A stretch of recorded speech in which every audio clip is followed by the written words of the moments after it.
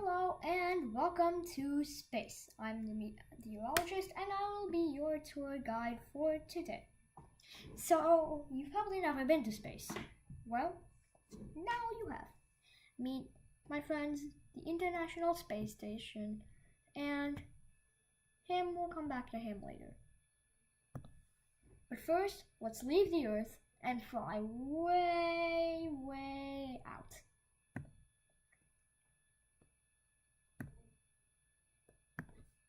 Have you ever seen an image somewhat like this of a giant pink blob sitting in the middle of space in much more clarity than this?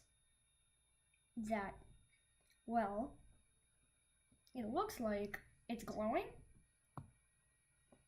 You probably have no idea what that is. Probably not even seen the picture.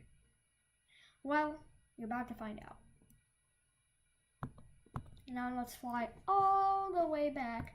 Keep going, keep going, keep going. Oh look, there's the Earth. Keep going, keep going, keep going. It's getting smaller. Keep going, keep going. There. That's the Earth. Now if we just turn around,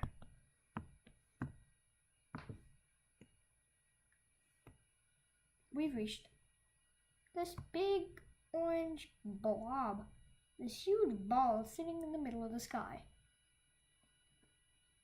It's just sitting there, rotating, so spinning around the galaxy it sits in is what it's doing, but it's just sitting there. Now, again,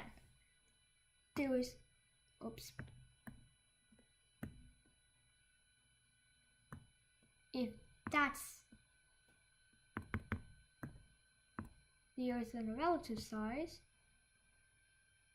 then that's one of the things in between, and that's the last thing. You're starting to get the picture. Do you know what this big ball is? Any guesses? I think I heard the sun. Yes, that's what this is. That is the sun. And the sun is, despite what some people may think, a star. The Earth is not the center of the universe, and we can thank the great old scientist Copernicus for that. The sun is the center of the solar system. We go around the sun goes around the Milky Way, etc., etc.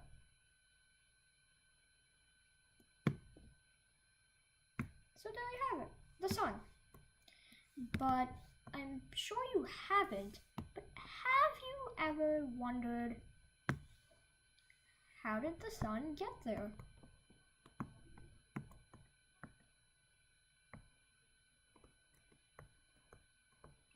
Here's the sun's story of how he got to where he is today. Now, if we zoom out a bit, we'll find, and this hasn't shrunk even though we zoomed out, because as far as we may zoom out, this will be bigger than the sun. This is yet another star, a way old precursor to the sun.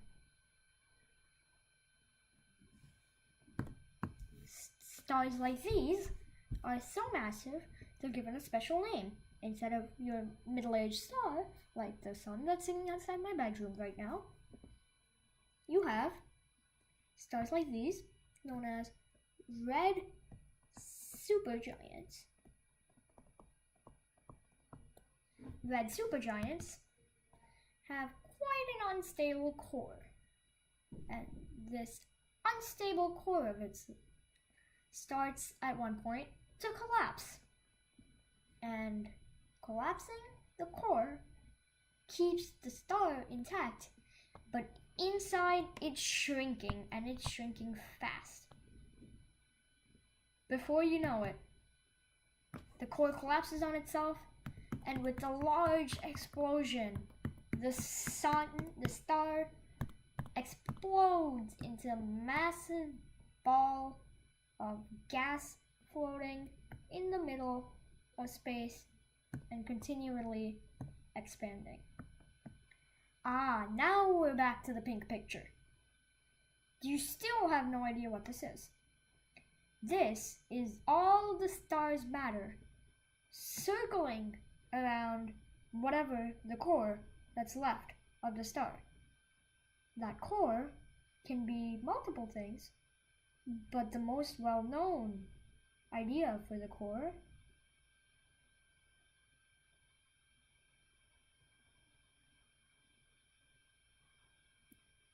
is that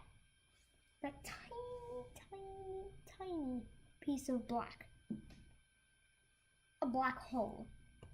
Now nobody knows where black holes go. But what surrounds the black hole is more important.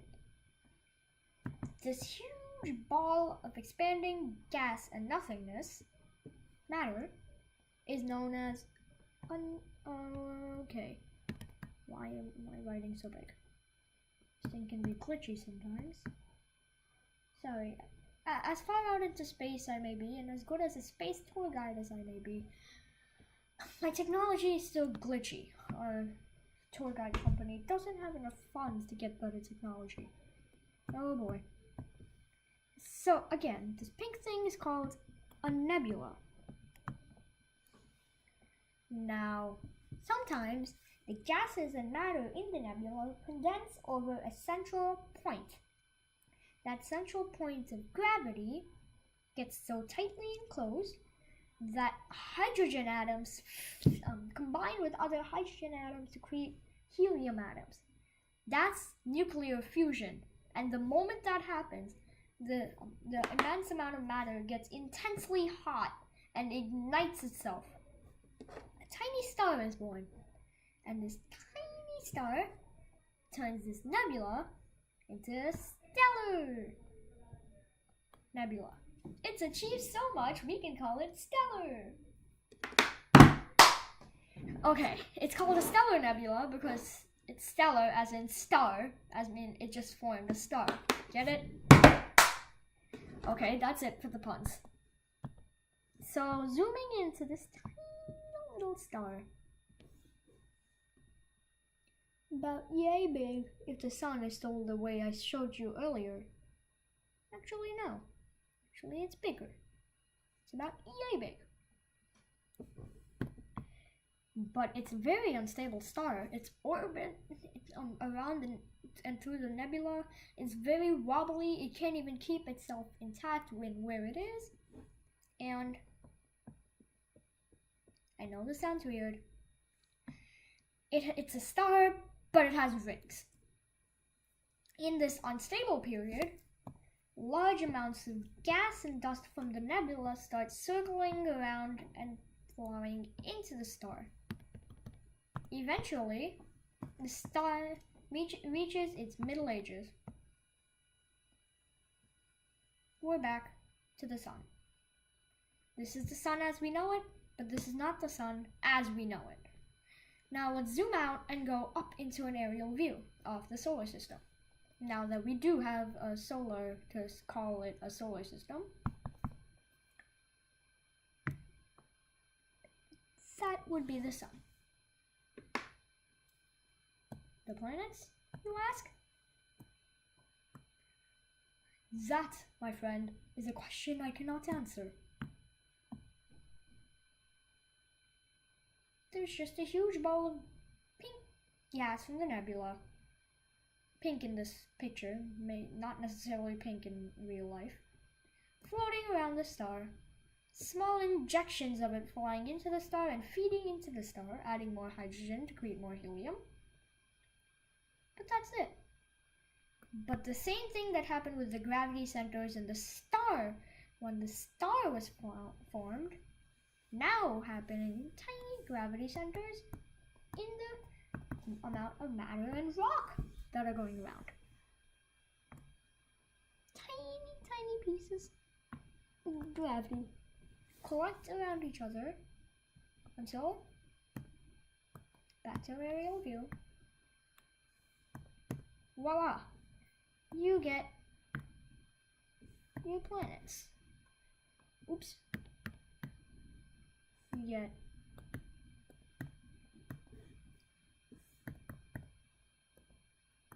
Mercury, Venus, Earth, Mars,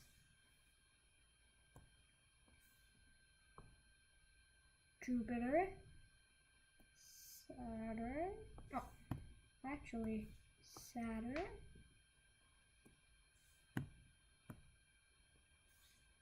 Uranus, and Neptune. Now, why are all the inner planets orange? That's, my friends, is a good question. They are orange for a specific reason. Let's zoom into the biggest of the inner planets. So, yes, the largest one. It's not Mars. It's not Mercury. It's Venus or Earth. They both seem fairly the same size. They are nearly the same size. But one of them is just bigger. The slightly, how do I say it, more familiar one. Earth is the largest inner planet in the solar system, and we're going to zoom in to take a look at that. Back to the view we had earlier when you first came and joined us on this tour of space. The planet was blue. Just the way we know it, with some continents and islands floating around it. But the Earth wasn't always that way. In the time period we are at now, the Earth is orange. Not orange in orangey water, orange in something a little more, less hospitable. Magma. The planet is extremely hot as it just formed, and all of that heat cools together simultaneously to form a thin layer of rock just around the edge with hot magma still sitting inside today. That thin layer of crust is everly expanding at a slow rate, but when the planet was first formed, it happened at a rather fast rate. Anywho, planets start to form, come together, voila, you now have your solar system. Fast forward to today. The sun is now at its middle ages of its life. It is 4.5 approximately billion years old, and that's not that old. That would be somewhere around the 40s of a human. 4.5 billion years old. Not quite bad. But as you know, even with humans, things start to change when people get older. Even stars. As the star runs out of hydrogen atoms to fuel into helium, it starts combining its helium atoms, which create an even larger nuclear fusion, and larger means larger. The sun turns red and grows bigger. This getting familiar? It is now a large star, and it is known that when this happens, sometime in the next 1 to 2 billion years, if humans are still around at that time, which is highly unlikely, we wouldn't be around anyway, because the sun is thought to become so big that it would engulf Mercury, Venus, and possibly even Earth. And if it doesn't engulf Earth, we would now be the closest planet to the sun. That's not hospitable for life. What was once a blue planet is now barrenly red with hot. If you're human, still on there, hang on, you're gonna die anyway. The sun keeps expanding until it comes to a stop. It stays this way for another 3 billion years. Not a red supergiant, rather a red just giant. All middle-aged stars, all stars the same size as the sun, will become a red giant. And unlike the red supergiants, which go supernova and generate nebulas, red giants, when their core begins to collapse, they just collapse on with the core. The entire star fuels down into a tiny piece about the size of the Earth. But that Earth-sized object will be so hot and so tight, it'll be intense, that it will slowly let off some of its matter. That matter will expand effortlessly upwards until, yes, it could, not always, but sometimes it does happen, a nebula is formed. And the nebula doesn't go around a black hole, it goes around that tiny white dwarf star. That white dwarf star just sits there with the nebula rotating around it, gravity centers form, helium is created, voila, you get another star. We are now approaching re-entry. Please make sure that your all luggage is stowed away and your seat trays are attached firmly to the seat in front of you. Thank you for riding Meteorologist Spaceways. If you have any questions, please ask in the comment section of your review page, aka the comments below this video. Thank you for Thank you for watching this video, and if you haven't done so yet, please subscribe.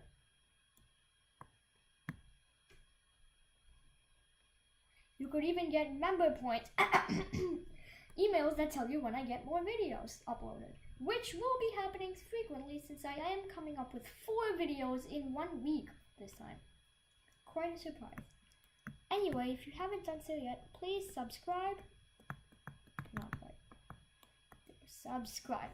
And keep looking back to the channel for more flight times videos. And thank you for watching this video.